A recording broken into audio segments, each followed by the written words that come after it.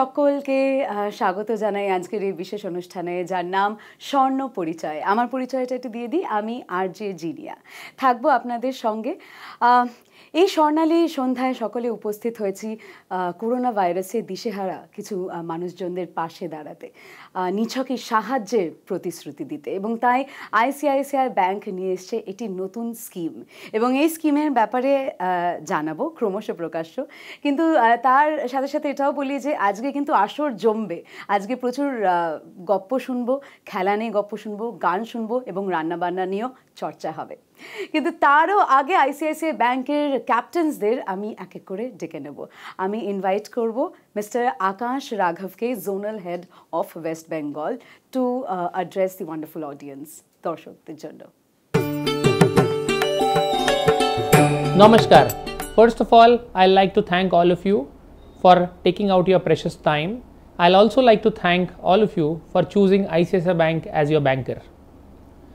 We are all living in different times, and normally the customer connect programs that we used to do were in an auditorium or in a sort of a gathering.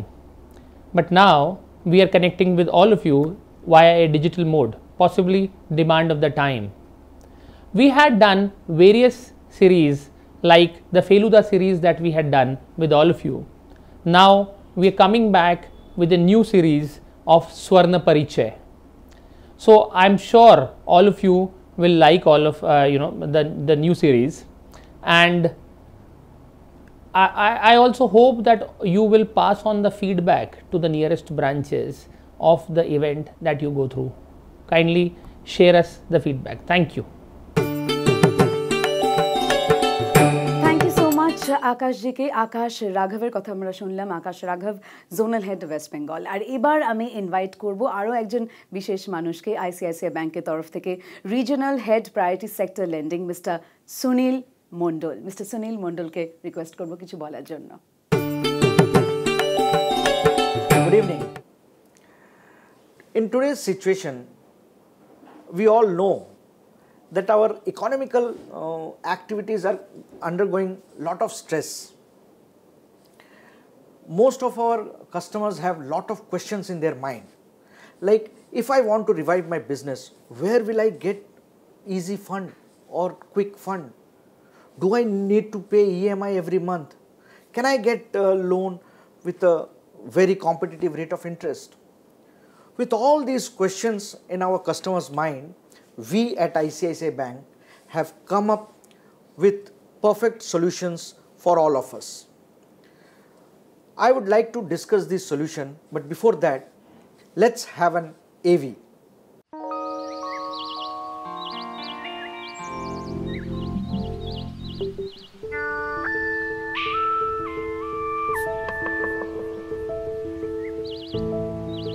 কথাই বলে না, কিছু পেতে গেলে কিছু দিতে হয়।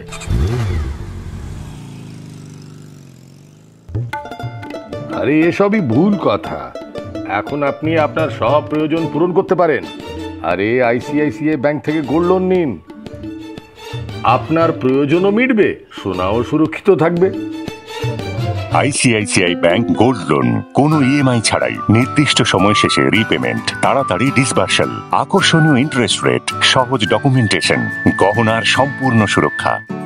সোনা আছে তো, জেগে উঠুন। So as all of you have seen in this AV, we at ICICI Bank have come up with very perfect solution for fund to get immediately. That is ICICI Bank Gold Loan. Why we, what are the conditions where we can use this gold loan for? We can take this gold loan for reviving our business, for agriculture purpose, or for some medical emergency or anything like that. But why we should take this gold loan from ICICI Bank? That is the most important questions. And I would like to help you understand in that the most important thing is, if we take gold loan from ICICI Bank, we do not need to pay EMI every month, because paying an EMI is a kind of a bothering every month. So no need to pay EMI every month. You take a loan from us, you revive your business, do your business, or whatever purpose you are taking. Once your purpose is solved, you can repay your loan along with the interest and the loan is over. So this is the first thing, very important thing for ICICI Bank Gold Loan. Second, very, very low interest, very, very competitive interest in the market, because if interests are very high, it's very difficult to repay the loan. So rate of interest is very, very competitive. Third, it's a quick disbursal. It doesn't take much of time, not approximately 45 minutes. After you walk in to any of our ICICI Bank branch with your gold, it will not take more than 45 minutes. Fourth, your jewel loan is in complete safe in our bank's locker. Sometimes you can think that it's even more safe in bank locker than at a home. So in place of keeping it in your home, you can bring it to ICICI Bank and you can use that jewelry for your betterment. And last but not the least, you can also take a overdraft facility on this jewel loan. And you can take a loan up to 1 crore. I think these are some of the very, very important points which will help you to understand why we should take gold loan from ICICI Bank. You can take loan for reviving your business, for medical emergency, for admission of school fees, college fees, sudden fund is required. For agriculture purpose you can take, for allied agriculture. So there are many purposes where you can use our ICICI Bank gold loan, and trust me, it will help you very, very much. It's very easy. So remember, सोना है तो जाग जाइए. If you have gold with you, use it for your betterment.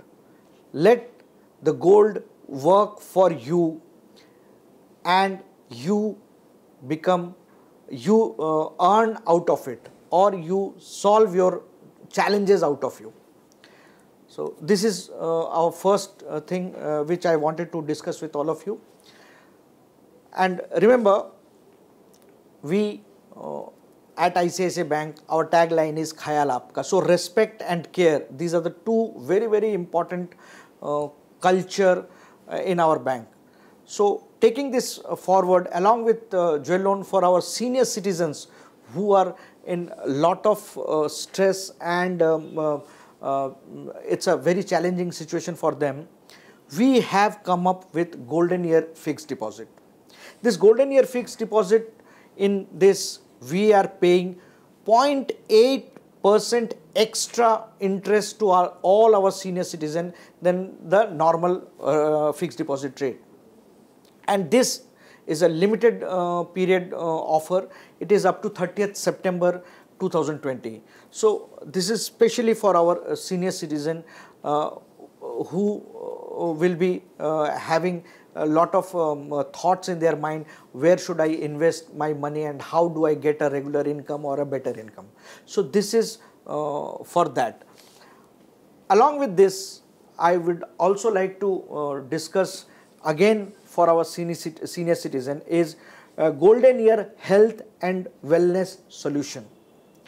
Why, how it is very different from any other wellness solution? Because the age limit is up to 75 years. It is industry, you will find it difficult to find such solution for senior citizens health and wellness, that a scheme is up to the age of 75 years. So trust me, this is going to help all of our senior citizen customers. So these are the two things which will help all of our customers. With this, I would like to take leave, and all the best. Thank you. Thank you so much Sunil ji ke, Sunil Mondol, Regional Head Priority Sector Lending. আর এবার শুরু করব আমাদের এই আসর স্বর্ণ পরিচয়। আজকে আমরা এই সোনাঝরা সন্ধ্যায় চিংড়ি মানে ইলিশ চিংড়ি বাঙালি ভোজন রসিকরা, ঘুমের ঘোরে ফুটবলে পা ছোড়া ফুটবল প্রেমিকরা এবং ঝড়ের রাতে জানলার ধারে গুনগুন করে গেয়ে ওঠা বাঙালিরা, আমরা সবাই একসাথে হয়েছি আজকে এই আসর জমাতে। আর এক এক করে পরিচয় করিয়ে দেবো, যদিও তাদের কোনো আলাদা করে ইন্ট্রোডাকশনের প্রয়োজন নেই। আমাদের সাথে আছেন আমাদের বলা যেতে পারে বাংলার গর্ব, সোনার ছেলে সুব্রত ভট্টাচার্য আছেন, আমাদের রন্ধন শিল্পে পারদর্শী সোনার মেয়ে সুদীপা চট্টোপাধ্যায়, এবং আছেন তাল লয়ে সঙ্গীত জগতের সোনার ছেলে রূপঙ্কর বাগচি। আমার প্রথম প্রশ্ন যেহেতু স্বর্ণ পরিচয় এই শোটির নাম, তোমরা বলো যে তোমরা কেমন আছো এবং এই ডিজিটাল মিটে, এই ভার্চুয়াল জগতে আমাদের দেখা হচ্ছে আইসিআইসিআই ব্যাংকের মাধ্যমে, এই শোটার ব্যাপারে আগে শুরুতেই বলো যে কেমন লাগছে। এটা তো নিউ নর্মাল, তাই নিউ নর্মালের এরকম একটা অনুষ্ঠানে যেখানে লাইট তো আছে, ক্যামেরাও আছে, অ্যাকশনও প্রচুর হবে, কিন্তু এই স্টেজটা নেই, বাট তাও আমরা পৌঁছে যাচ্ছি সাধারণ মানুষের কাছে এই ভার্চুয়াল মিডিয়ামের মাধ্যমে। আমি শুরু করব সুব্রত দাকে দিয়ে। সুব্রত দা, তোমার বলো কেমন লাগছে? না, ঠিক আছে, খুবই ভালো লাগছে। মানে এখন যে পদ্ধতি বেরিয়েছে সেই পদ্ধতির মধ্যে দিয়ে মানুষের সাথে ক্রীড়ার ব্যাপারে বা অন্যান্য সামাজিক অন্যান্য অনুষ্ঠানের ব্যাপারে যখন আমরা আলোচনা করি, কথা বলি, তখন খুব ভালো লাগে যে মানুষও শোনে। আমরাও একটু বলে খুশি হই যে আমাদের খেলাধুলোর ক্ষেত্রেই হোক বা রূপঙ্করের সঙ্গীতই হোক, এইগুলো আমরা সঙ্গীতের সাথে আমরাও খুব ওতপ্রোতভাবে জড়িত। সঙ্গীত ছাড়া মানুষ তো চলতে পারে না। সুতরাং রূপঙ্করের গান আমরা অনেক শুনেছি, ও খুব ভালো গায়ক, খুব ভালো। আমি বলছি যে আর সুদীপা কোনোদিন রান্না করে খাওয়ায়নি আমায়, কোনোদিন খাওয়ায়নি, তবে খাবো। রূপঙ্কর দা বলো। খুব ভালো লাগছে, ভীষণই একটি অনন্য প্রয়াস বলবো, যে এই কারণে যে হ্যাঁ, এখন এই যে ডিজিটাল মাধ্যম, এই অনলাইন, এই পুরো কনসেপ্টটা এখন নতুন, এবং এই কনসেপ্টটা আমার মনে হয় এই কোভিড যদি না আসতো, এই কনসেপ্টের সাথে আমরা অ্যাকাস্টেমড হতে পারতাম না। এটা একটা একটা একটা একদম অন্য রকমের একটা ভাবনা, এবং এই ভাবনার সাথে কিন্তু আমরা এটার একটা পজিটিভ দিক, মানে কোভিড হওয়ার তো কোনো পজিটিভ দিক হতে পারে না, কিন্তু এটা একটা পজিটিভ দিক যে আমরা যারা টেকনোলজিক্যালি একটু পিছিয়ে ছিলাম, ধর আমি আমার কথা বলতে পারি, আমরা কিন্তু এই সময় আমরা খুব ফাস্ট লার্ন করছি আর কি, আমরা শিখছি, ক্রমাগত শিখে চলেছি। মানে আমি এর মধ্যে ধরা যাক এই লকডাউনের পুরো পিরিয়ডটার সময় আমি রেকর্ডিং শিখেছি, আমি কিভাবে কন্টিনিউয়াসলি অনলাইন, এই যেমন এখন আমরা একটা ওয়েবিনারের মধ্যে রয়েছি, আমরা গল্প করছি, আড্ডা মারছি, এই পুরো কনসেপ্টটার সাথে বেশ কয়েকদিন ধরে, অন্তত মাস 2-2.5 তো হয়েই গেল, নানা রকমের কাজকর্ম হচ্ছে, নানা রকমের শোজ হচ্ছে, যদিও কখনোই ফিজিক্যাল অ্যাপিয়ারেন্স এবং এই যে লাইভ কনসার্টের যে লাইভ আড্ডার যে মজা, সেই মজাটা কখনোই অনলাইনে পাওয়া যায় না, কিন্তু স্টিল সেটা যে হচ্ছে এটা একটা পজিটিভ দিক। এবং আইসিআইসিআই ব্যাংকের অনেক অনেক ধন্যবাদ যে এরকম একটা প্রয়াস ওনারা করেছেন, এবং ওনাদের যে পারপাসে ওনারা যে মোটো নিয়ে এই শোটি করছেন, সাধারণ মানুষের জন্য, যারা যারা এই সময়টা তখন খুব একটা গোলমেলে সময়, সেই সময়ে দাঁড়িয়ে এটা একটা খুব বড় প্রয়াস, এবং এই প্রয়াসে আমরা সবাই রয়েছি। This is very good, thank you so much ICICI bank.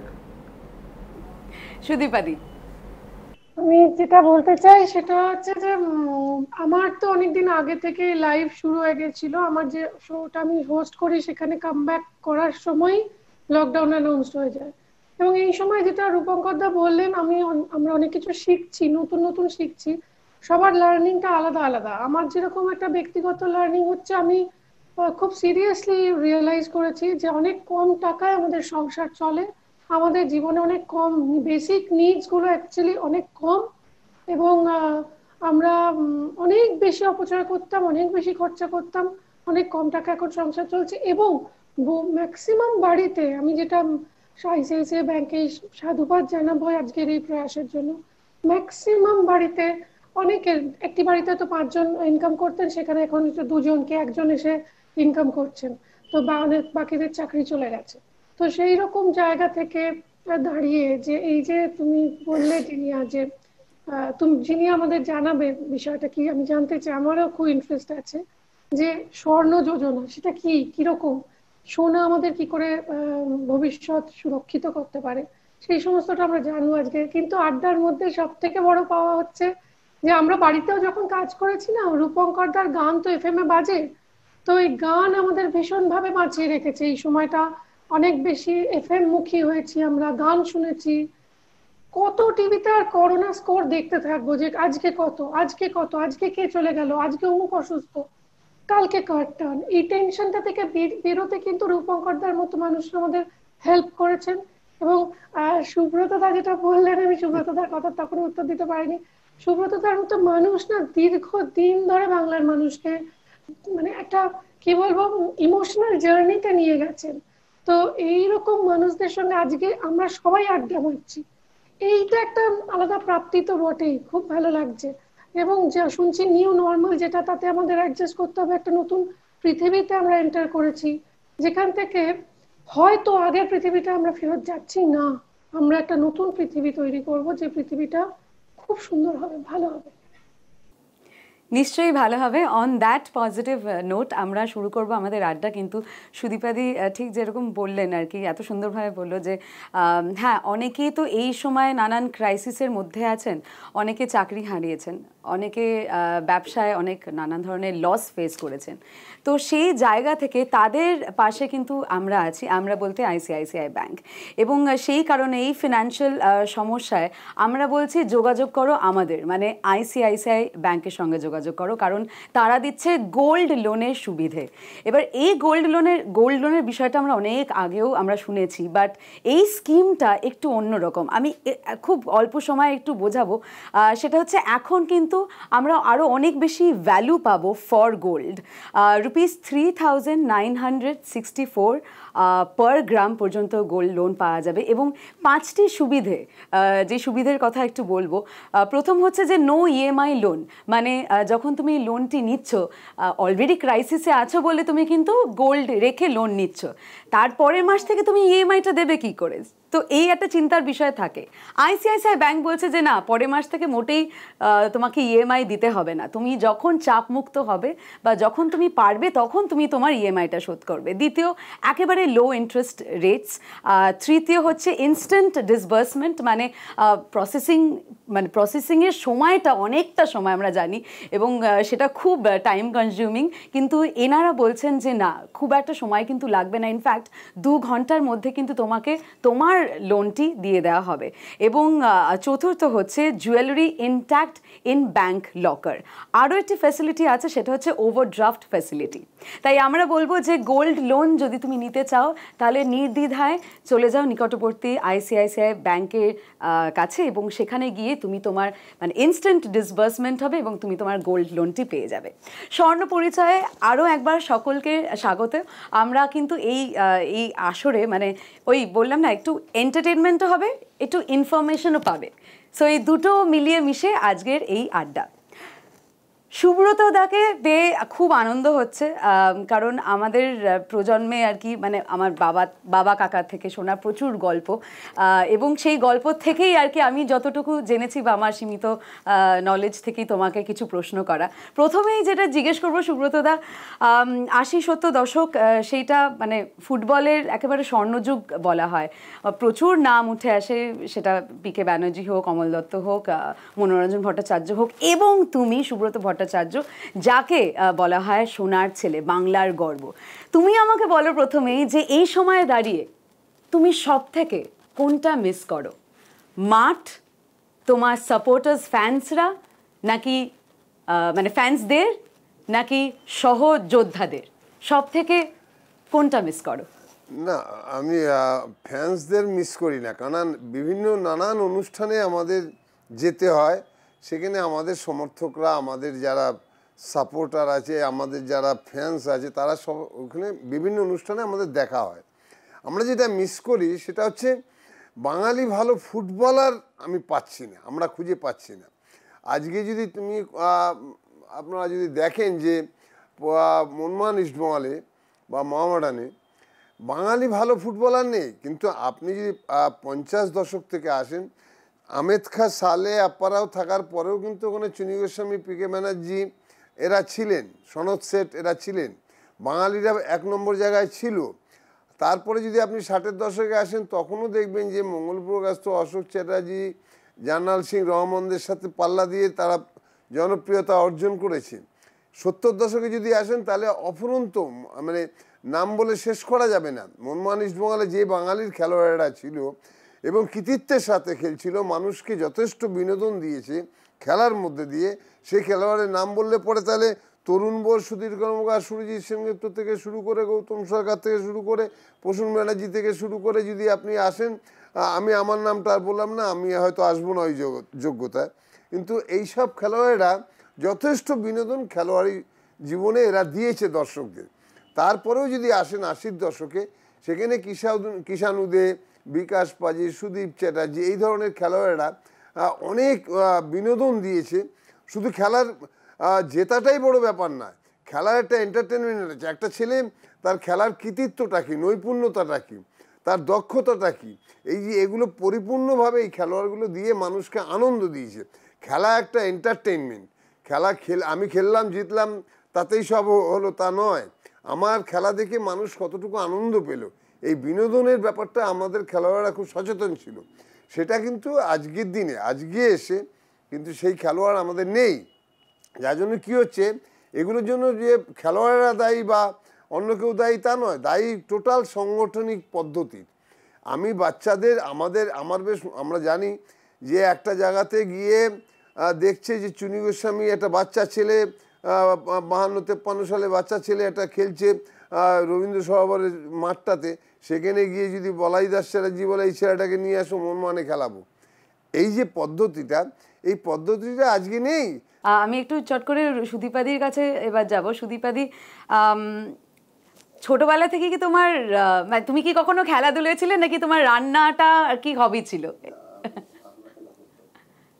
সুদীপাদিকে জিজ্ঞেস করছি।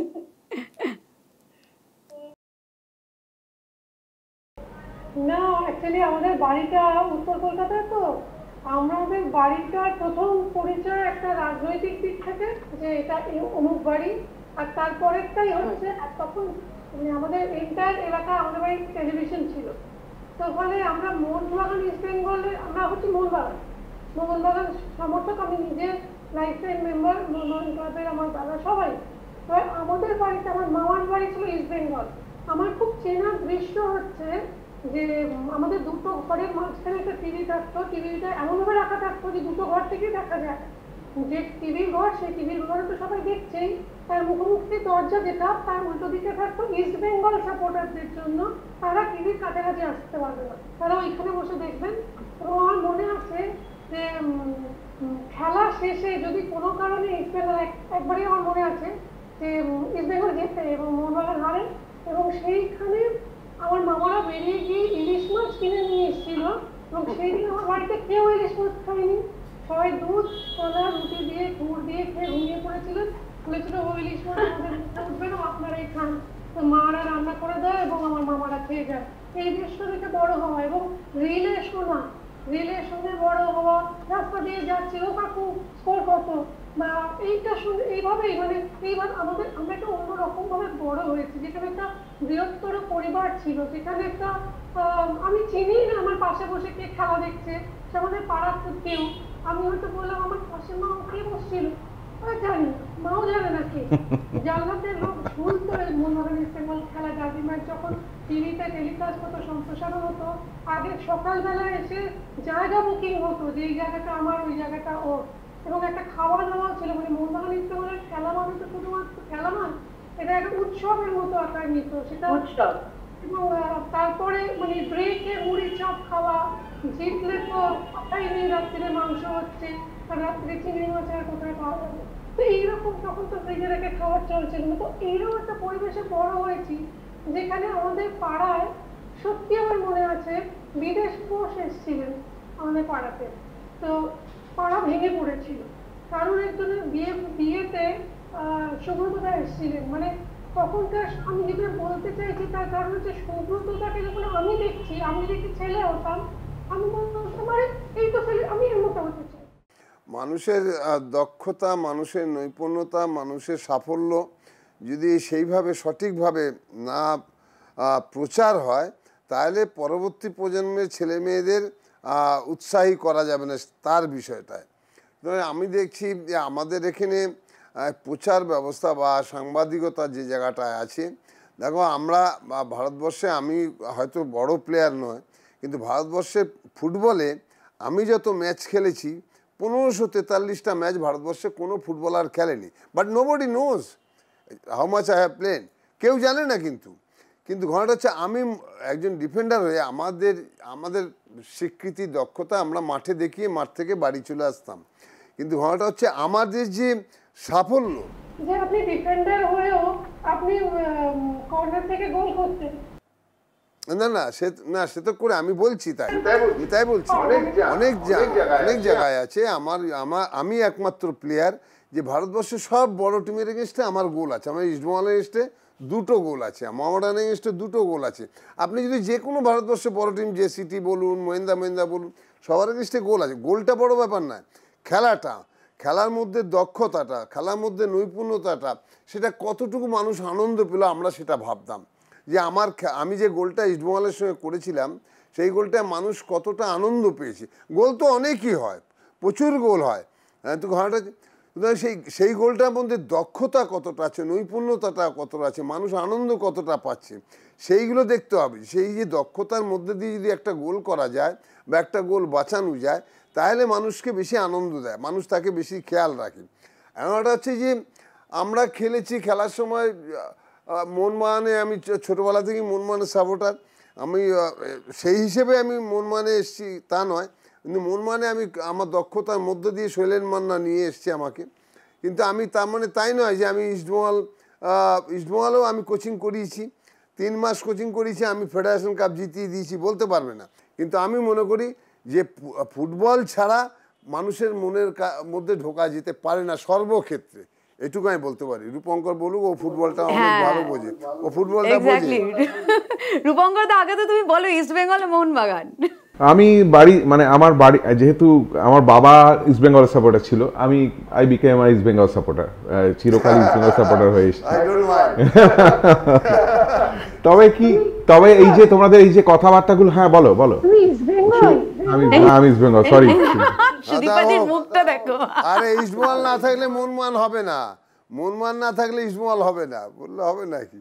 ঠিক আছে, হোক না। কিন্তু এই যে এক্ষুনি যে এই যে কথোপকথন, কনভারসেশনটা হচ্ছিল, সুব্রতদা বলছিলেন, আমি সম্পূর্ণ একমত। যে সেই সময় আমাদের কাছে আসলে ফুটবলটা এমন একটা জায়গায় পৌঁছে গেছিল, football itself become a celebrity. হ্যাঁ, ওটার জন্য ইস্টবেঙ্গল, মোহামেডান স্পোর্টিং হওয়াটা যেমন ছিল, তার সাথে ফুটবলটাই খুব ইম্পর্টেন্ট ছিল। মানে আমাদের মোহনবাগান যারা সাপোর্টার ছিলেন তাদের সাথে আমাদের ঝগড়াঝাটি হতো, সেসব ঠিক আছে, কিন্তু ফুটবলটা এমন একটা পর্যায়ে পৌঁছেছিল। সুব্রতদা খেলছেন, আমাদের মনোরঞ্জন ভট্টাচার্য আছেন। সুব্রতদার কোথাও কোনো একটা ম্যাচে হয়তো কোনো একটা চোট পেয়েছেন, আমরা আনন্দ করে উঠলাম, তাহলে সুব্রতদা পরের ম্যাচে খেলবে না, তাহলে আমরা অনেক সুযোগ পাবো। এই যে এক্সাইটমেন্ট মিসিং, এখন একদমই মিসিং। কৃষাণুদে, বিকাশ মাঝি, ওই সময়, হ্যাঁ সুদীপ চ্যাটার্জি, ওই সময় অবধি। তারপরে তো আমার সেই এক্সাইটমেন্ট আমার তো চলে গেল, আমার সিরিয়াসলি চলে গেছে। মানে আমি এখন ইস্টবেঙ্গল মোহনবাগান নিয়ে অতটা উত্তেজিত হই না, এটা খুব সত্যি কথা। আমি অতটা উত্তেজিত হই না, কে জিতলো, মোহনবাগান জিতলো না ইস্টবেঙ্গল জিতলো, আমার খুব একটা কিছু এসে যায় না। কারণ এত সমস্ত বিদেশি প্লেয়ারদের দেখি, তারা নিশ্চয়ই খুব দক্ষ প্লেয়ার, তো ওরা ভীষণই ভালো খেলছে, কিন্তু আমি একটা কথা বলি, আমি কোনোদিন বিদেশি নিয়ে খেলিনি। আমি 91 সালের 18ই এপ্রিল অবধি খেলেছি। আমি 74-এ মোহনবাগানে ঢুকেছি, 91 সাল। তখন ওই চিমা, তারপরে এমেকা, এইসব সব প্লেয়ার এসেছিল। তা আমি আজ পর্যন্ত আমাকে ওরা হারাতে পারেনি, ওরমভাবে হয় না। ট্রফি যদি জেতা হয় ফাইনালে, রোবার্স ফাইনাল লাস্ট মিট করছি ইস্টবেঙ্গলের সাথে, যে চিমা এমেকা ছিল একই সাথে, চিবুজার খাবাজি 4জন ফরেনার, আমি কিন্তু উইদাউট ফরেনার খেলছি। আমি ওই স্বপন দাস, ওই অচিন্ত বেলেল, অমিত ভদ্র এদের নিয়ে খেলছি। আমরা কিছু ভয় পাওয়ার নেই। ফাইনাল খেলা, যে চিমা থাক, এমেকা থাক, ভগবান থাক, যেই থাক, তোমার টিম নিয়ে খেলার কথা, টিমে খেলো, টিম হারবে না, চলো। আমরা ওই ম্যাচটা জিতেছিলাম 1 গোলে। সুতরাং ওটা হচ্ছে যে ফরেনার আসলে পরেই দেশের ফুটবলে উন্নয়ন হবে, এই ধারণাটাই ভুল। সুব্রতদা একটা কথা বলার আছে। সুব্রতদা তখন থেকে রূপঙ্কর আমার কোলের ছেলে, রূপঙ্করকে আমি রান্না করে খাওয়ানি, কি করবো আমি, খাওয়াবে। জিনিয়ার আমার ভীষণ হিংসা হচ্ছে, আমরা মেয়েরা উপেক্ষিত, আমরা ঠিক ঠিক যে মেয়েরা ক্রিকেট ফুটবলের কিচ্ছু বোঝে না এবং শুধুমাত্র রূপঙ্কর বোঝে। না না না, একদমই না, তুমি যথেষ্ট বোঝো সুদীপা, তুমি সবচেয়ে ফুটবল বেশি জানো। শোনো, আমি একটা কথা বলছি, কি যে বলতে নেই, ফুটবল মাঠে যখন আমরা খেলছি 77-78 সালে, তখন মেয়েরা ইউনিভার্সিটি থেকে সব আসছে। হ্যাঁ, আর বাকিটা বললাম না, ছেড়ে দাও। হ্যাঁ ঠিক আছে, যেভাবে মহিলারা আমাদের মাঠে খেলা দেখতে আসতো, মনমান মাঠে একটা গ্যালারি ধীরেন্দা করলো কি, যে এই গ্যালারিটা খালি মেয়েদের জন্য, এবং সেটা প্যাকড আপ থাকতো 77-78 যখন আমরা ফুল ফর্মে খেলছি।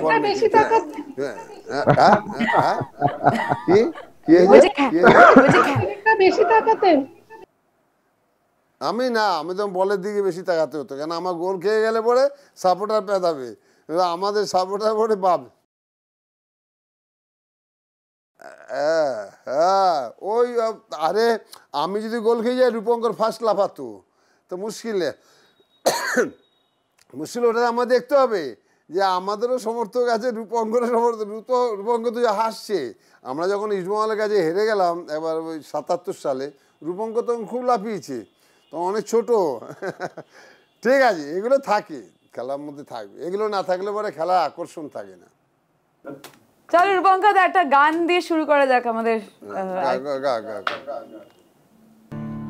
তোমার টানে সারা বেলার গানে, ভোরের অন্তমিল নিশীথ জানে, তোমার টানে সারা বেলার গানে, ভোরের অন্তমিল নিশীথ জানে, তোমার টানে সারা বেলার গানে, নিষেধ মানবে দিবানিশি হৃদয়, তোমার কান্না সে কি আমার নয়, নিষেধ মানবে দিবানিশি হৃদয়, তোমার কান্না সে কি আমার নয়, কালের হিসাব দেবে কোন সঞ্চয়ে,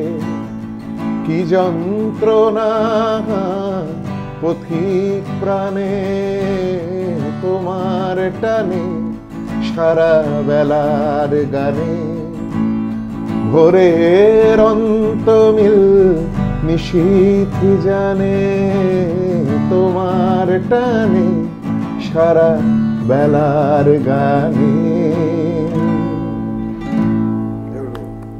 অপূর্ব অপূর্ব, ধন্যবাদ দাদা, thank you so much, thank you.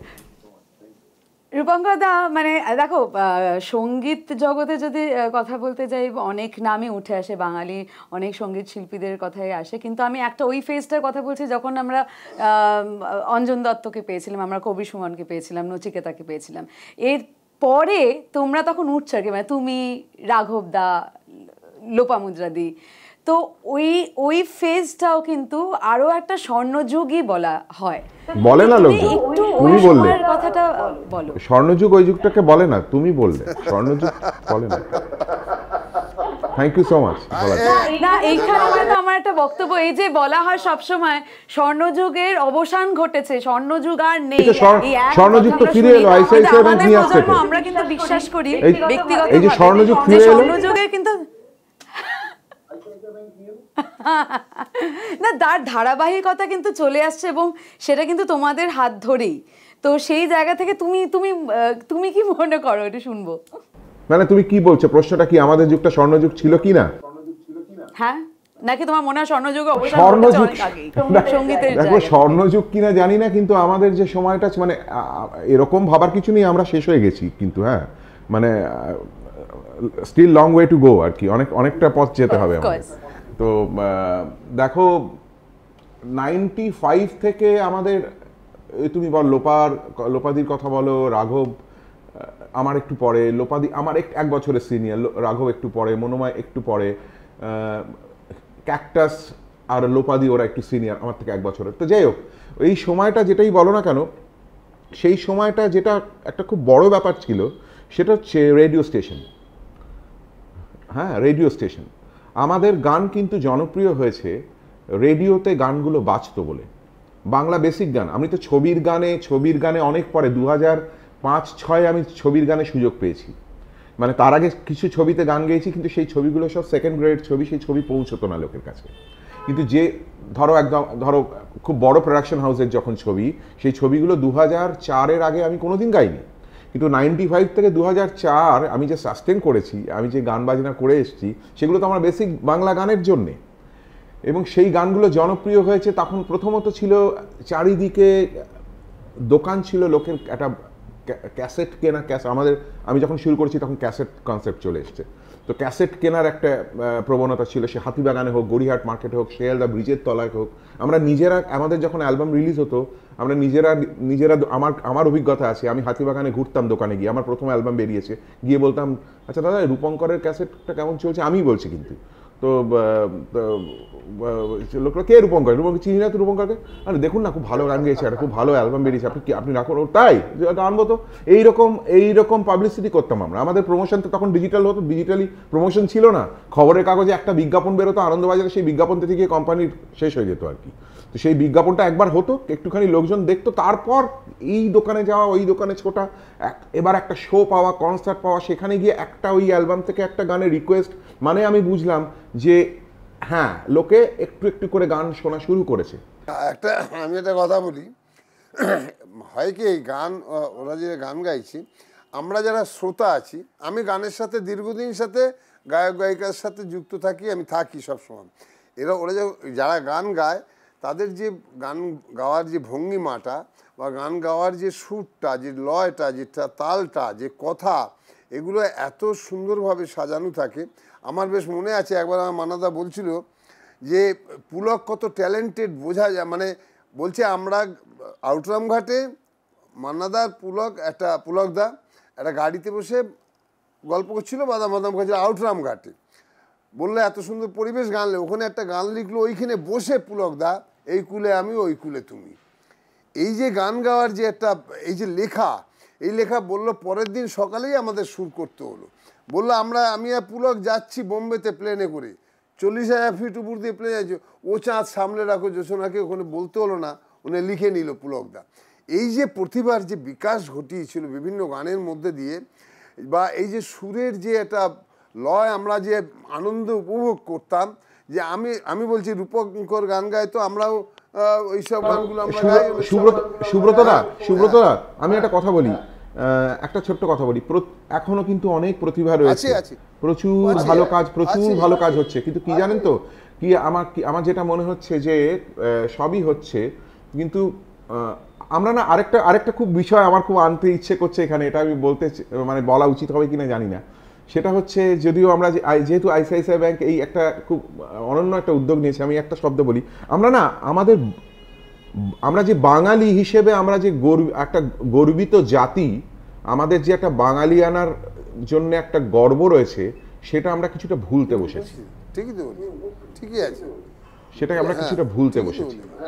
আমাদের বাঙালিয়ানাটাকে নিয়ে আমরা কিছুতেই গর্ব, আমাদের রবীন্দ্রনাথ আছেন, আমাদের শরৎচন্দ্র চট্টোপাধ্যায় আছেন, আমাদের এত এত সব আমাদের এত কিছু রয়েছে, কিন্তু গান, চারিদিকে ক্রীড়া ক্ষেত্রে চারিদিকে বড্ড বেশি বাঙালির প্রতিভা প্রচুর ছিল। সেই প্রতিভা মানে আমি কিন্তু একদমই হিন্দির বিরুদ্ধে নই, আমি চিরকাল হিন্দি গান শুনে বড় হয়েছি, আমি বম্বের গান শুনে বড় হয়েছি, কিন্তু কথা হচ্ছে বড্ড বেশি হিন্দি হিন্দি হচ্ছে, কিন্তু এটা আমার বক্তব্য। আমার কথা হচ্ছে বাংলা হোক আর হিন্দি হোক, আমরা গানটার সুরটাকে অনুভূতির মধ্যে আনবো। হিন্দি গানও ভালো আছে। সুদীপাদি কিছু বলছে, সুদীপাদির বক্তব্যটা শুনি। কেন আমার একটা বক্তব্য আছে, সেটা হচ্ছে বাংলা গান, আমরা তো একটা আক্ষেপ তো রয়েছে, এটা তো আমাদের সকলের আক্ষেপ যে বাংলা গান বা বাংলা সাহিত্য, বাংলা সিনেমা সেইভাবে আগের মতো ফ্লারিশমেন্ট করছে না কেন। কিন্তু বোম্বে বলিউডে গানের জগৎ কিন্তু রুল করছে বাঙালিরাই, সেই এখনো। ওই বলিউডে গিয়েই করতে হচ্ছে তো, বলিউডে গিয়ে মানে বম্বেতে যেতে হচ্ছে তার জন্য। তাহলে কি আমরা সবাই বম্বে চলে যাব? হিন্দি গানটাও কিন্তু বাঙালিরাই লিখছেন, হিন্দি না তাহলে হিন্দি গান লিখতে আমি বম্বে চলে যাব? বাংলা গান কি বম্বেতে গিয়ে লেখা হচ্ছে? বম্বেতে গিয়ে কি বাংলা গান লেখা হচ্ছে সুদীপা? বম্বেতে গিয়ে কি বাংলা গান সুর মানে বাংলা গান হচ্ছে? বম্বেতে তো আমি হিন্দিটা জানি, হিন্দি গান গাইতে পারি, আমি বম্বে চলে গেলাম, ইটস ডিফারেন্ট ইস্যু। তাতে বাঙালির আধিপত্য কি পাঞ্জাবির আধিপত্য সেটা বড় কথা নয়। আমি বলছি এখানে পশ্চিমবঙ্গে দাঁড়িয়ে, কলকাতা শহরে দাঁড়িয়ে, পশ্চিমবঙ্গে দাঁড়িয়ে হিন্দি গান নিশ্চয়ই হবে, হিন্দি গান, হিন্দি ক্রিয়েটিভিটি হবে, হিন্দি সাহিত্যও হবে, হিন্দিকে আমরা ভালোবাসি নিশ্চয়ই, কিন্তু বাঙালিয়ানাটা কোথায়? কেন আগে যেমন পুজোর সময় পত্রিকা বিক্রি হতো, সেই পরিমাণ পত্রিকা কি এখন বিক্রি হয়? শারদিয়া বিক্রি হয়? সেই যত গান রিলিজ হতো বা যত গান লোকে শুনতো, এটা মিসিং। সুদীপা যাই বলো না কেন, কিছু করার নেই, আনফরচুনেটলি। না আমরা আমাদের পরিবর্তন ঘটছে তো মানুষের। আজকের প্রজন্মের যারা ছেলে মেয়েরা আছে, যারা শ্রোতা আছে বা যারা দর্শক আছে, প্রত্যেকটা অধ্যায় বদলায় তো, অধ্যায়ের সাথে তাল মিলিয়ে যদি ঠিকমতো খেলাধুলো করা যায়, ঠিকমতো নাটক করা যায়, ঠিকমতো গান করা যায়, তাহলে মানুষের কাছে কিছুটা গ্রহণযোগ্যতা থাকে। এখন সেই অধ্যায়টাকে বাস্তবে রূপঙ্করই পারবে। ও খুব অ্যাক্টিভ ছেলে আছে, ও এই অধ্যায়ে মানুষ কি ধরনের সুর চাইছে সেই সুরটা খুঁজে। এখন যদি তুমি এই কুলে আমি আর ওই কুলে তুমি, আমি নিরালায় বসে তুমি গাও, সেখানটার মধ্যেও একটা আবেগ আছে, ভাব আছে, সেটা শুনতেও ভালো লাগবে।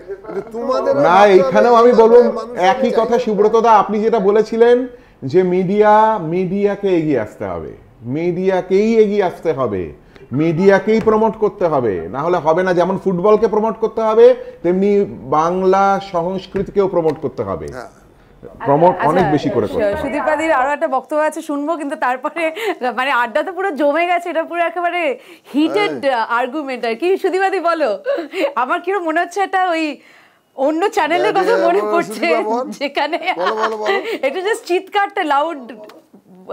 আমার যেটা মনে হয়, সুব্রতদা, রূপঙ্করদা, জিনিয়া, তিনজনকেই বলছি, যারা শুনছেন সকলকে, সেটা আই মাইট বি টোটালি রং, একটু বলে নিই। সেটা হচ্ছে যে আমি যখন আমার সদ্য বাচ্চা হয়েছে, তো বাচ্চাকে যখন আমি খাওয়াই, এখন বাচ্চাদের একটা টেন্ডেন্সি হচ্ছে, যেহেতু এটা নিয়ে আমার পড়াশোনা করতে হচ্ছে, সেটা হচ্ছে যে চিংড়ি মাছ খায় বাচ্চারা, কাঁটাওয়ালা মাছ খেতে চায় না, জাঙ্ক ফুডে বেশি ইন্টারেস্টেড। তো আমি ডাক্তারবাবুদের সঙ্গে আলোচনা করছিলাম আমার শোতেই, তাতে বললেন যে সমস্যাটা কোথায় হয় জানো তো সুদীপা, আগে একসঙ্গে বসে সবাই খেত, বাচ্চা হয়তো মাছের ঝোল দিয়ে ভাত খাচ্ছে, কিন্তু দেখছে যে বাবা কাকিমাকে বলছে যে এই আমাকে একটু উচ্ছেটা দাও তো, সর্ষে উচ্ছেটা দাও তো, কি ভালো হয়েছে, কে রেঁধেছে আজকে, জ্যাঠামশাই হয়তো খেতে বসে বলছে বা জেঠিমা বলছে ও আজকে কাঁটা চচ্চড়িটা অপূর্ব, কিন্তু একটু দে দে আমাকে একটু দে। এই যে ও দেখছে, এই যে ও শুনছে, সেইটা কিন্তু ও ভাবছে আমি কবে ওইটা খাবো। এইটা কিন্তু এখন বাচ্চারা দেখতে পায় না, বাচ্চারা কার্টুন দেখতে দেখতে খায়, ন্যানির কাছে খায়, কারণ মা বাড়িতে থাকে না, কেউ বাড়িতে দাদু ঠাকুমাদের কারোর সময় নেই বাচ্চাকে অতটা সময় দেওয়ার, এবং যিনি দেখেন তার একটা টেন্ডেন্সি থাকে যে আমি যত ইজিলি খাইয়ে দিতে পারি, দ্যাট ইজ মাখন আলু ভাজা, ডাল আলু ভাজা, চিংড়ি মাছের কাটা বাছার ঝামেলা নেই। তো এই জায়গাটা যেরকম আছে, সেরকমই আমরা, আমাদের জেনারেশন, এই কুলে আমি আর ওই কুলে তুমি, বা হয়তো তোমার এই জন্য শুনলে এখন আমাদের গায়ে কাঁটা দেয় কেন না, আমরা সেটা দেখে বড় হয়েছি। কোথায় দেখেছি? না আমাদের বাবা মাকে দেখেছি, আমাদের আশেপাশে পাড়ার কাকুদের দেখেছি। একটা রেকর্ড বেরোলে লাইন দিয়ে, আমার মনে আছে মান্নাদের রেকর্ড বেরিয়েছিল যেটা গ্রীষ্ম বর্ষা সারা বছরের গান, সারা বছরের গান, ওই রেকর্ডটা মানে যেদিনকে বেরিয়েছিল সেদিনকেই আমাদের মানে এইচএমভিতে পাওয়া যাচ্ছিল না, পরে আবার প্রোডাকশন করতে হয়। লাইন দিয়ে দাঁড়িয়ে কিনে এনেছে আমার পাশের বাড়ির কাকু, এবং সেখানে লাইন যে কে তারপর ওই রেকর্ডটা নেবে কাড়াকাড়ি। এই যে দৃশ্যটা আমি দেখছি, এই কথাগুলো যে আমি কানে শুনছি, সেটা তো অনেকটা আমাকে প্রভাবিত করেছে, আমাকে রূপঙ্কর দেখে বা আমাদের জেনারেশনটাকে। এবং সেই কারণেই কিন্তু আজকে এই স্বর্ণ পরিচয়ের আয়োজন, যেখানে নাচন কদন তো করার সুযোগ নেই, গান শোনার সুযোগ আছে। রূপঙ্কর দা, আমি ওই গানটার কথা বললো, সুব্রতা দাও বললেন এবং সুদীপা দিও বললো, আমারও খুব পছন্দের একটি গান, আমার বাবা ওই অনুষ্ঠান দেখছেন, বাবারও খুব পছন্দের গান, সেটা হচ্ছে হয়তো তোমারই জন্য। একটু হতে পারে কি? কতজনের জন্য গেয়েছে, গাও গাও। না না, আমি কারোর জন্য গাইনি, আমি তোমার জন্যই গাইতে চাইছিলাম, তুমি শোনোনি।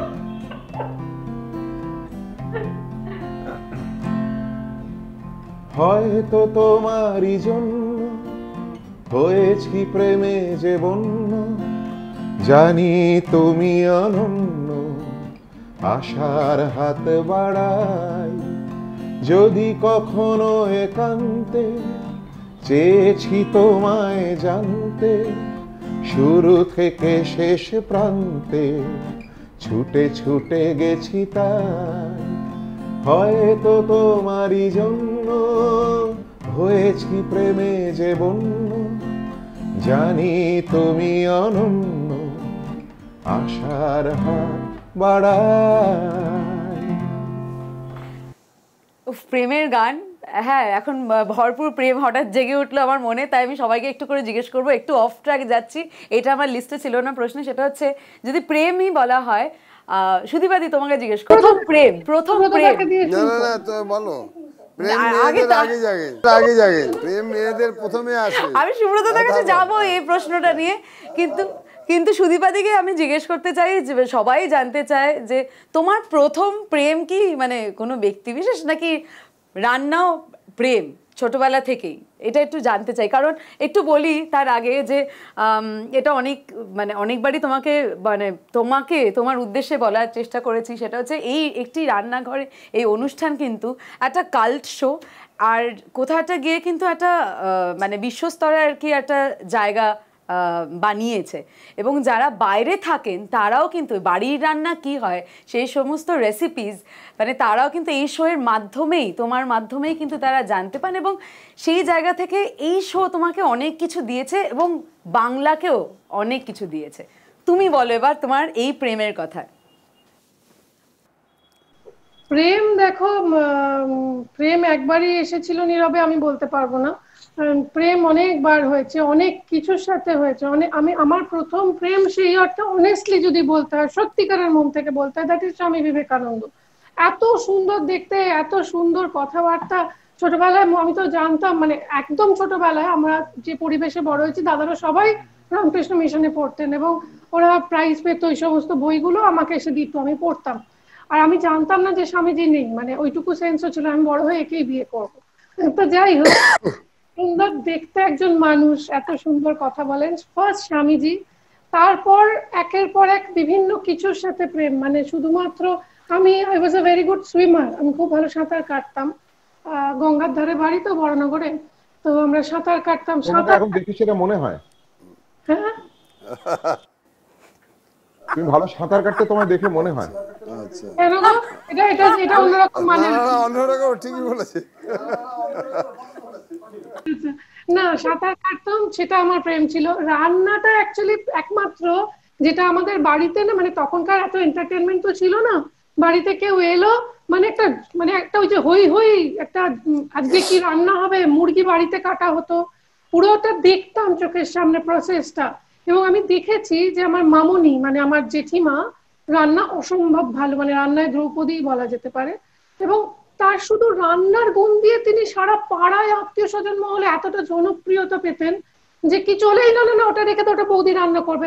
আমার মাকে আমার বাবা বলতেন, না না না মাংসটা তুমি করো না, বৌদি করবে, তুমি বরং অন্য কিছু করো। তো আমি দেখতাম যে she is so much wanted, যে রান্না এমন একটা জিনিস যেটা পুরো পরিবারটাকে, আমাদের একটা বড় টেবিল ছিল, অনেক বড়, যেখানে অনেকজন বসতে পারতো, সবাই রোববারের মাংসের ঝোলের জন্য একসাথে হয়ে যেত। এবং আমার খুব ভালো লাগতো, আমার মনে হতো যে এই জিনিসটা আমায় শিখতে হবে, এই জিনিসটা ভালো লাগছে। কারণ আমার চারপাশে তো অত কিছু অপশন ছিল না, গান ছিল, নাটক ছিল, থিয়েটারে আমাদের মেয়েদের যাওয়া সেই সময় খুব একটা অ্যালাউড ছিল না, দাদারা যেত থিয়েটার দেখতে। আমার মনে হচ্ছে সৌম্যমিত্রের লাস্ট শো, সেটা এত ভিড় হয়েছিল আমার বাবা পাঠাতে সাহস করেননি। তো এইরকম একটা পরিবেশে আমার আর কোনো কিছু ভালো লাগার অপশনই ছিল না, কারণ সবাই খেতে ভালোবাসে বাড়ির শুদ্ধ লোক, এবং কালচার ছিল তখন বাড়িতে যে এই খাবার কিনে এনে খাওয়ানোর কালচার তো ছিল না, যে বাড়িতে কেউ অতিথি আপ্যায়ন হলে সমস্তটা রান্না দিয়ে। না, প্রথম শুনে নিন, প্রথম প্রেম হচ্ছে ব্যক্তি বিশেষ যদি বলা হয় স্বামী বিবেকানন্দ, দ্বিতীয় হচ্ছে ভোজন, মানে রান্না বান্না খাবার। আর স্বামী বিবেকানন্দের কথা বলতে গিয়ে মনে হলো একটু তার প্রত্যেকটা বক্তব্যের মধ্যে দিয়ে সমাজের উন্নয়নের কথা আছে, সমাজের সংশোধনের কথা আছে। সুতরাং স্বামী বিবেকানন্দ অন্য জায়গায়, সে প্রত্যেকটা বাঙালির হৃদয়ে আছে। না সুব্রতদা, স্বামী বিবেকানন্দ, তারপর রান্না, সুদীপার, তারপর তৃতীয় প্রেম হচ্ছে স্বামী অগ্নিদেব। তাই তো সেই মান্নাদের এই গানটা তোর মতো গাইতে পারবো না, সেই মান্নাদের একটা জায়গায় গাইছে না, প্রেম চিরদিনই কাঁদিয়ে গেছে, কেঁদেছে মানুষ তবু ভালো তো বেসেছে, চোখের আড়ালে কাউকে হারালে সেও যাবে চলে, মানি না তা মানি না, বেশ তো তাই হোক। গানটা গা, আমি শুনি। আমরা চট করে একটা প্রশ্নও নিয়ে নেব। আমাদের বেশ কিছু বিশেষ কাস্টমার্স আইসিআইসিআই ব্যাংকে, তারাও বেশ কিছু প্রশ্ন রেখেছেন তোমাদের কাছে।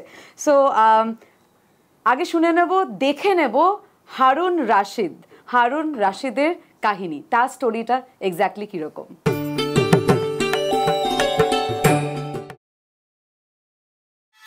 প্রতিষ্ঠিত এবং সফল ব্যবসায়ী বলতে যা বোঝায়, হারুন রশিদ ছিলেন তাই।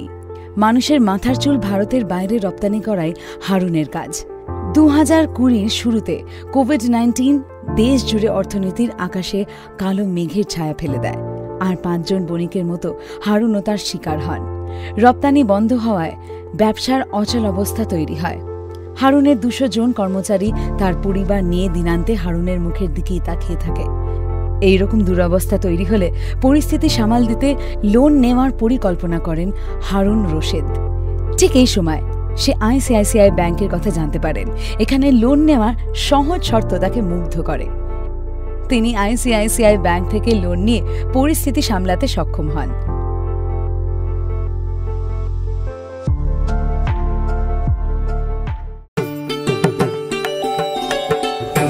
দীপঙ্কর বাবু, আপনাকে একটা প্রশ্ন জিজ্ঞাসা করছি যে আপনি তো সুরকার এবং মিউজিক ডাইরেকশন ছিলেন, কিন্তু সেই জায়গায় দাঁড়িয়ে আপনি চলচ্চিত্র জগতে এলেন এবং আপনার সেই চলচ্চিত্র জগতে আপনি পুলিশের অভিনয়টা করেছিলেন, খুব সুন্দর অভিনয় করেছেন, আমাদের কাছে ভালো লেগেছে।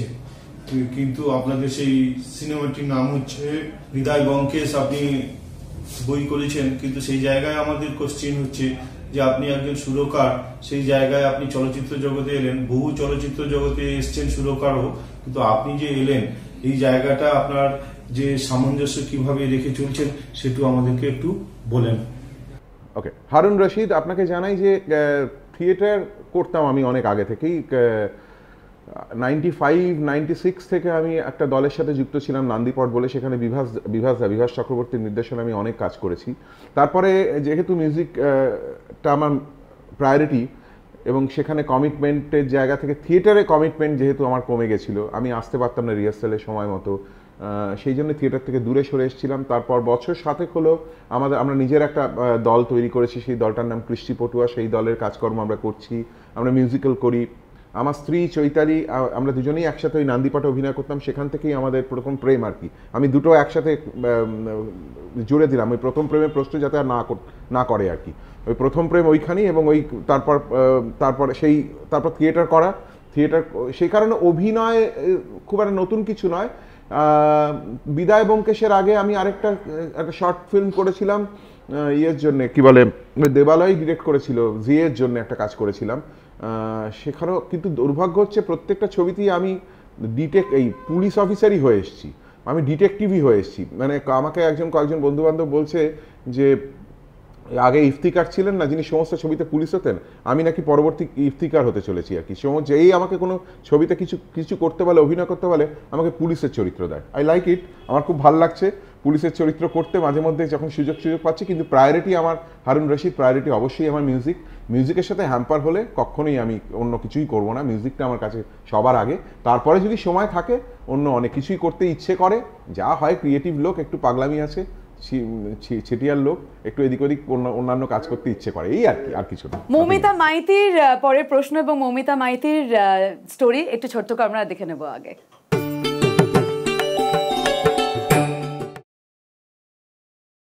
তিল তিল করে ব্যবসাটাকে দাঁড় করিয়েছেন মৌমিতা মাইতি, কসমেটিক্স ডিস্ট্রিবিউটর। একে মেয়ে, তার একার ব্যবসা সামলানো চারটিখানি কথা তো নয়, অনেক ধকল সামলাতে হয় তাকে, তবু লক্ষ্যে অবিচল। ব্যবসাটা আরও বড় হবে স্বপ্ন দেখেন তিনি। হালের কোভিডের তাড়নায় সব কেমন এলোমেলো হতে বসলো একদিন। বেশ কিছু টাকার প্রয়োজন ব্যবসাটাকে টিকিয়ে রাখার জন্য, কিন্তু কে দেবে, কোথায় পাবেন এত টাকা? অদ্ভুত এক সংকট। তাহলে কি মৌমিতার দেখা স্বপ্ন হারিয়ে যাবে এমনই করে? মৌমিতার স্বপ্নগুলোকে সত্যি খুশির পালক স্পর্শে আবারও জীবন্ত করে তুলতে বন্ধু হয়ে পাশে দাঁড়ালো আইসিআইসিআই ব্যাংকের জুয়েল লোন নেই মৌমিতা টিকিয়ে রাখতে পারল তার স্বপ্নের ব্যবসা। এইভাবেই দুর্দিনে খারাপ সময় আইসিআইসিআই ব্যাংক আমাদের পাশে আছে।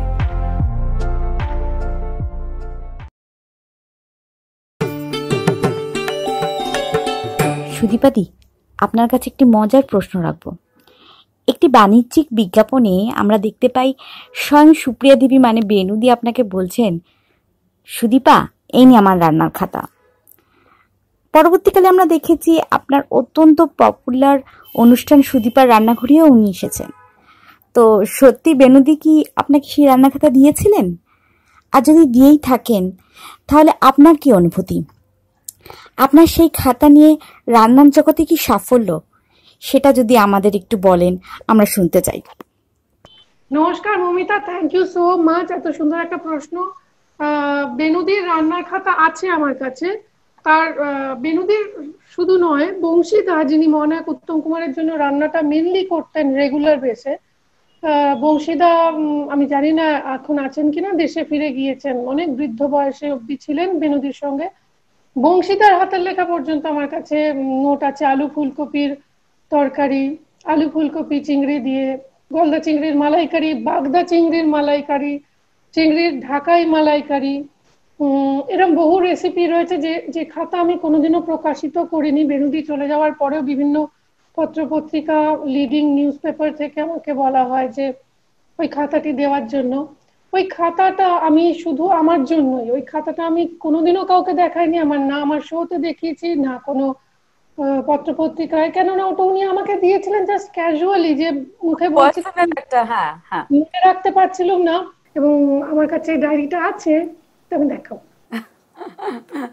হিংসে করলাম, অনেকেই হিংসে করলো, আর খুব বেশ ভালো টিপস দিলে আর কি বাড়ির জন্য, সংসারের জন্য আর কি। রূপঙ্কর দার থেকে একটা গান শুনবো, তারপরে সুব্রত দার উদ্দেশ্যে একটি প্রশ্ন আছে, সেটাও শুনবো, কিন্তু এর মাঝে একটা গান হয়ে যাক। রূপঙ্কর দা, তুমি তোমার পছন্দের একটা গান। ওকে। আজ শ্রাবণে বাতাসে বুকে এ কোন সুরে গায়, আজ বর্ষা নামলো সারা আকাশ আমার পায়, আজ শুধু মেঘ সাজাই মেঘে, আজ শুধু মেঘ বুকে, আজ শুধু বিষ ঢালবে আকাশ বিষ মেশানোর সুখে, দাও ঢেলে দাও যে প্রেম আমার হৃদয়ে চলে যায়, আজ বর্ষা নামলো সারা আকাশ আমার পায়ে।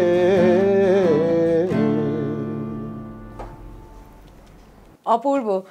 মোহাম্মদ ফরমান হক, তার স্টোরিটা আগে জানবো, তারপর মোহাম্মদ ফরমান হকের একটি প্রশ্ন সুব্রতদার উদ্দেশ্যে। স্টোরিটা আগে দেখে নিই।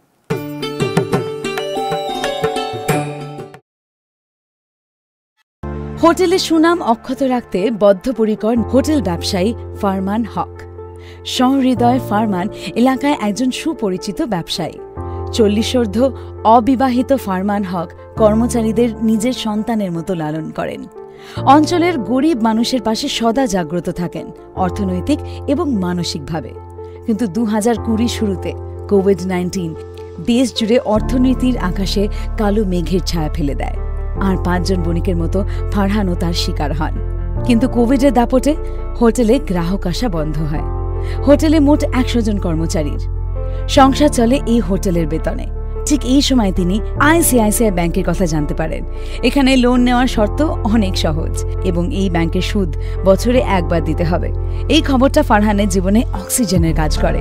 তিনি আইসিআইসিআই ব্যাংক থেকে লোন নিয়ে পরিস্থিতি সামলাতে সক্ষম হন। ভবিষ্যৎ পরিকল্পনার কথা ভাবতে পারেন।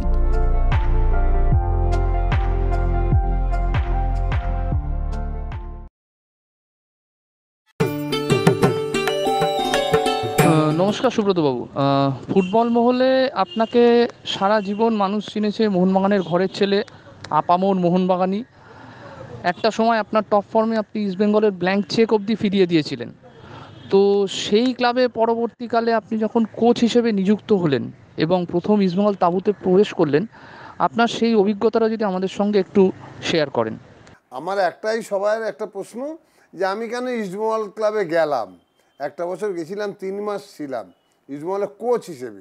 এমন কোনো কথা নেই যে ছেলেটি যে স্কুল থেকে পাশ করে বেরোবে তাকে সেই স্কুলেরই শিক্ষক হতে হবে, এমন কোনো কথা নেই।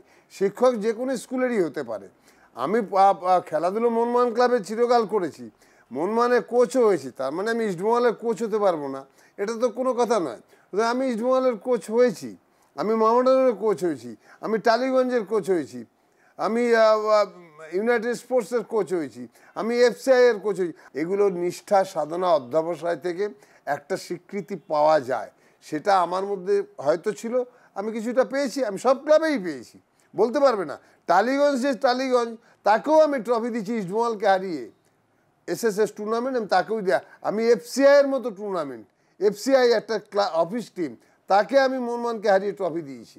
সুতরাং শতবর্ষ কাপটা, মানে এগুলো নিষ্ঠা থেকে, সাধনা থেকে, অধ্যবসায় থেকে, দৃঢ়তা থেকে আসে। আমি যতটা পেরেছি আমি করেছি। এখন যারা গান বাজনা করে তাদেরও এটা প্রয়োজন আছে, এই অধ্যবসায়, এই সাধনা, এগুলো প্রয়োজন আছে।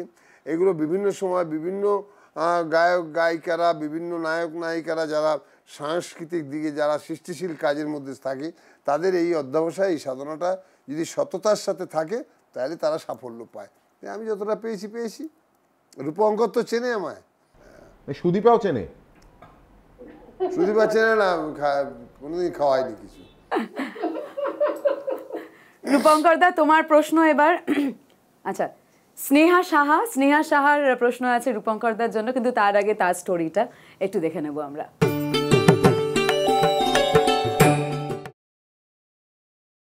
স্নেহা সাহা।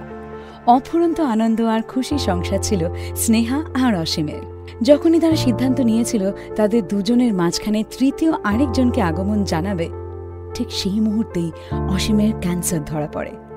এই অপ্রত্যাশিত ভয়ানক দুঃসময় স্নেহার জীবনে কালো ছায়া ঢেকে দেয়। স্বামীর রোগের চিকিৎসায় সংসারে জমানো শেষ পুঁজিও এই পরিস্থিতি সামলাতে অপরাগ হয়। ঠিক এই সময় তিনি আইসিআইসিআই ব্যাংকের কথা জানতে পারেন। এখানে লোন নেওয়ার শর্ত অনেক সহজ, রেট অফ ইন্টারেস্টও অর্ধেক, এবং এই ব্যাংকের সুদ বছরে একবার দিতে হবে। এই খবরটা স্নেহার জীবনে অক্সিজেনের কাজ করে। তিনি আইসিআইসিআই ব্যাংক থেকে লোন নিয়ে স্বামীর চিকিৎসায় সংসার ফিরে পান। স্বামীকে সুস্থ করে তোলার আশার আলোর খোঁজ পান।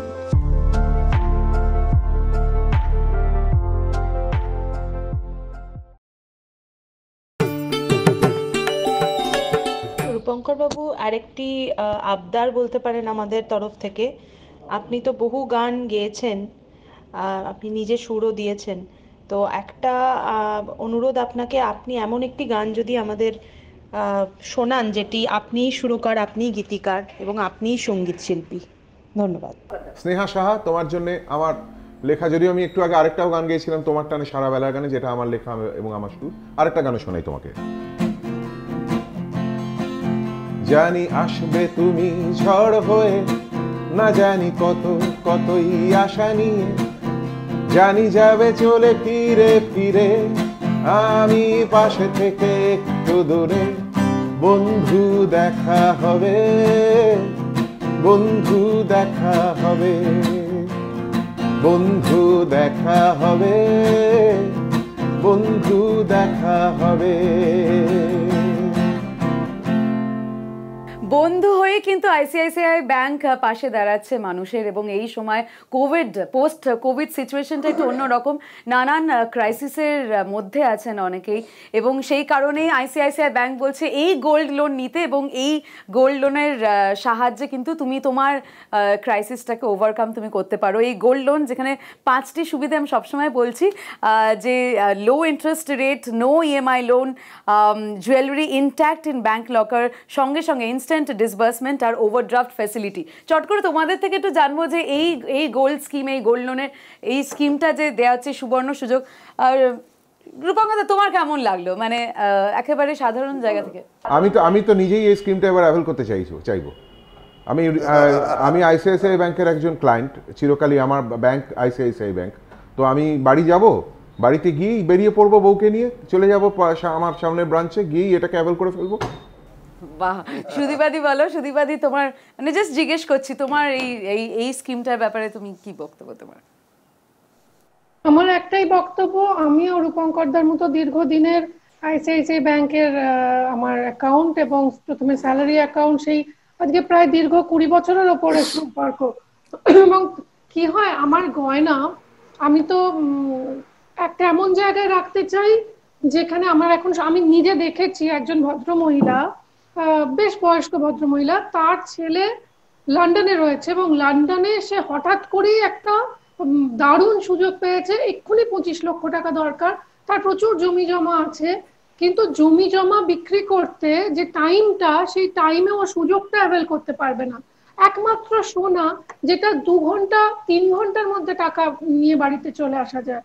এবং সেই ক্ষেত্রে আইসিআইসিআই ব্যাংক, যদি এই সোনাটা, আমি জানি আমার আইসিআইসিআই ব্যাংকে রয়েছে, সুরক্ষিত আছে, যে কোনো সময় আমি যখন সময় আসবে আমি ওটা ফেরত নিতে পারবো এবং ইএমআই তে নিতে পারবো। আমার গয়না মানুষের, আমি মহিলা এখানে সবার মধ্যে তুমি আর আমি, গয়না মহিলাদের শুধুমাত্র ফিউচারের জন্যই অ্যাসেট নয়, গয়নার সঙ্গে অনেক মেমোরিজ, অনেক স্মৃতি, অনেক কিছু থাকে, এবং সেটা যদি আইসিআইসিআই ব্যাংকের মতো ব্যাংকে সুরক্ষিত থাকে, জানবো আমার মেমোরিজটাও তারা ওরকম সমান যত্নে নরম কাপড়ে মুড়িয়ে রেখে দেবেন। তো সুতরাং আমারও ভীষণ ভালো লাগছে। অনেকে না এটা জানেনই না যে ব্যাংকে গেলে গোল্ড লোন, এই ধরনের লোন যে পাওয়া যায়, এবং লোন গয়না রেখে ব্যাংক থেকে টাকা নেওয়া অনেক বেশি সুরক্ষিত। আমি বারবার এই কথাটা বলতে চাইছি, ভীষণ সুরক্ষিত, কোনো হিডেন কস্ট থাকে না, ব্যাংক কোনো হিডেন কস্ট রাখতেই পারে না, যা যা কিছু রয়েছে সমস্তটা চোখের সামনে থাকবে, যে আপনার এই ইন্টারেস্ট দিতে হচ্ছে, এই করতে হচ্ছে। কিন্তু কোনো যদি আমি অন্য জায়গায় যাই, সেখানে আমার হয়তো যখন গয়নাটা ফেরত নিতে যাচ্ছি, আমি দেখছি যে সেখানে অনেক কিছু তার উপর চাপিয়ে দেওয়া হয়েছে, যেটা আমি পড়েই নি, না পড়েই সই করে দিয়েছি। তো সেক্ষেত্রে ব্যাংকে অনেক সাধুবাদ। সাধারণ মানুষের জন্য, এখন সাধারণ মানুষের টাকার প্রয়োজন, এবং সেই সময় তারা এত সুন্দর একটা স্বর্ণ যোজনা এনেছেন, তার জন্য অনেক অনেক অভিনন্দন, অনেক ধন্যবাদ। খুব সুন্দরভাবে বললে সুদীপাদি। সুব্রতদা, তোমাকে জিজ্ঞেস করবো যে তোমার এই গোল্ড লোন বা এই পুরো বিষয় নিয়ে আইসিআইসিআই ব্যাংকের এই সুবর্ণ সুযোগ, তুমি কি বলবে এক দু লাইনে? আমি বলি আইসিআইসিআই ব্যাংকে এরকম একটা সুন্দর অনুষ্ঠান করার জন্য আমি আন্তরিক ধন্যবাদ জানাচ্ছি। ওকে, বলতে হবে তোমরা কতটা এটাতে তোমরা সম্মতি দিচ্ছ, হ্যাঁ কি না। ঠিক আছে, বাঙালরা ঝগড়ুটে হয়, হ্যাঁ কি না, রূপঙ্কর দার কাছে যাবো না আপাতত, একটু দাঁড়াও। সুদীপাদি বলো। তাই তো বলছি রূপঙ্কর দার কাছে পরে যাবো। সুদীপাদি বলো, সুদীপাদি বাঙাল বন্ধুদের দেখেছো তুমি? বাঙালরা অসম্ভব ঝগড়ায় পটু শুধু নয়, ওরা নর্মাল কথা বলে, কি রে কেমন আছিস, আর বলিস না। মা ছেলে কথা বলে আমাদের বাড়িতে, আমার শ্বশুর বাড়িতে, মনে হয় আমি দৌড়ে আসি, কি হলো কি হলো কি হলো, আরে কি আবার হবে, আমরা তো গল্প করছি। ওরা সব, আমরা কি চুরি করেছি নাকি যে ফিস ফিস করে কথা বলবো? না না, আমি বলবো কি, হ্যাঁ হ্যাঁ হ্যাঁ হ্যাঁ, সবাইকে একটা লাইন করে জাস্ট বলতে হবে। মুহূর্ত অনুযায়ী কখন কে কোন মুহূর্তে কার সাথে ঝগড়া হচ্ছে, তখন গেলে পরে বাঙাল ঘটি সবারই একই সুর, একই চড়া গলায় বলবে। মানুষ বাঙালরা, আমি বলছি তারা যেভাবে, মানে যদি দেখা যায় ইতিহাস থেকে দেখা যায়, যেভাবে তারা লড়াই করে এসে পশ্চিমবঙ্গে বা ভারতবর্ষে যেভাবে ওরা প্রতিষ্ঠা পেয়েছে বা যেভাবে তারা জনজীবন পালন করছে, এগুলো অতুলনীয়। রাগ ঝগড়া প্রত্যেকেরই আছে, যে রাগ ঝগড়া প্রত্যেকেরই আছে। এখন তো সেই বিবেকানন্দ কথায় গেলে তো হবে যে হাসতে জানে সে বাঁচতে জানে, যে হাসির মধ্যেও রাগ থাকে আমাদের এখানে। কারণ আমাদের সমাজে বিভিন্ন সমস্যা আছে, যে সমস্যার অঙ্গীকার হয়তো আমরাও কখনো কখনো হয়ে পড়ি, তখন রাগ আসতে পারে, হাসি আসতে পারে, ভালোবাসা আসতে পারে, এসব মিলেমিশেই জীবনযাপন করতে হবে। সুব্রত দা রূপঙ্কর দার হয়েই আর কি ডিফেন্সেই কথা বলে দিলেন। একদম একদম, আমার উত্তর সুব্রত দা যা বলেছেন তাই। মানতে পারলাম না, বাঙালরা রাগ করে তা নয়, রাগ সবাই করে। কে রাগ করে না? আমরা দেখিনি। আমরা হেরে গেলে পরে ঘটিরা আমাদের ইট মারেনি, থুতু ছেড়েনি। আচ্ছা ঠিক আছে, আমি চলে যাচ্ছি আমাদের পরের অপবাদ, যেটা শুনে এসেছি, ঘটিরা অলস হয়। আমি নিজে ঘটি, যাই হোক, ঘটিরা অলস হয়, এটা কি সত্যি? রূপঙ্কর দাকে দিয়ে শুরু করব। রূপঙ্কর দা বলো। ঘটিরা অলস হয় আমি একদমই মানতে পারবো না। তার কারণ হচ্ছে আমি এরকম অনেক ঘটিকে চিনি যারা ভীষণ হার্ডওয়ার্কিং লোকজন। সুতরাং আমি বাঙাল বলে ঘটিরা অলস হয় এরকম কথা আমি বলতে পারবো না, সরি। ঘটিরা খাঁটি হয়, এটা মানো তো? সবাই খাঁটি। ঘটিরা কি হয়? ঘটিরা খাঁটি হয়, এটা মানো তো? মানুষই খাঁটি হয় তো, ঘটি বাঙাল বলে কোনো ব্যাপার না, মানুষ খাঁটি হয়। খাঁটিটা আর খাঁটি হয় আইসিআইসিআই ব্যাংক, সেটা বলো, ঠিক আছে। আইসিআইসিআই ব্যাংক বলো, ঠিক আছে, কিন্তু ঘটিরা খাঁটি এটা খুঁজতে হবে। হ্যাঁ, কোথায় আছে খাঁটি ঘটি দেখা যায়, বাঙালরা রাগি সেটাও খুঁজতে হবে। বলছি ঘটিরা কিন্তু আয়েশি হয়, আয়েশি। আচ্ছা, বাঙালিদের নিয়ে তোমরা জাস্ট হ্যাঁ বা না বলবে, আমার সেন্টেন্সে উত্তর দরকার নেই। বাঙালিরা ঘুমোতে ভালোবাসে। রূপঙ্কর দা ঘুমোতে ভালোবাসো? হ্যাঁ। সুদীপাদি? হ্যাঁ। সুব্রত দা? না। জিও। বাঙালিরা পিএনপিসি করতে খুব পছন্দ করে। সুব্রত দা? পিএনপিসি দাদা, পরনিন্দে পরচর্চা। সেগুলো আমি বলছি, সেগুলো আছে সমাজের প্রতিক্রিয়া থেকে আসে। দারুণ দারুণ দারুণ, ঠিক আছে। সুদীপাদি? হ্যাঁ। Very good. রূপঙ্কর দা? হ্যাঁ অবশ্যই, আমি নিজেই করতে ভালোবাসি। আচ্ছা, বাঙালিদের মধ্যে আর্টিস্টিক সেন্সটা অনেকটা বেশি হয়। রূপঙ্কর দা? হ্যাঁ, ইয়েস। সুদীপাদি? Of course, any time. আর সুব্রত দা? আরে আর্টিস্ট, শিল্প মহলটা তো বাঙালিরাই তো ধরে রেখেছে চিরকাল। Absolutely absolutely. বাঙালিরা রকচটা হয়। সুব্রত দা? মানতে পারলাম না। আমার বাবা অতি শান্ত ছিল, শত চিৎকারেও কথা বলতো না। আর আমরা ওর থেকে জেনেছি যে বাঙালিরা রকচাটা নয়। সুদীপাদি? ওটা দীর্ঘইকারটা সরে গিয়ে বাঙাল হবে। রূপঙ্কর কি বলবে? আমি এরকম সুব্রতদার মতোই বলবো। আমি আমার বাবাকে দেখেছি, জীবনে কোনোদিন রাখতে দেখিনি। আমি আবার একটু মাঝে মধ্যে রেগে যাই। লাস্ট দুটো যাব, সেকেন্ড লাস্টে বলছি বাঙালিরা ঝাল মশলা রান্না বেশি খেতে ভালোবাসে। সুদীপাদি? এটা হ্যাঁ হ্যাঁ হ্যাঁ। রূপঙ্কর দা?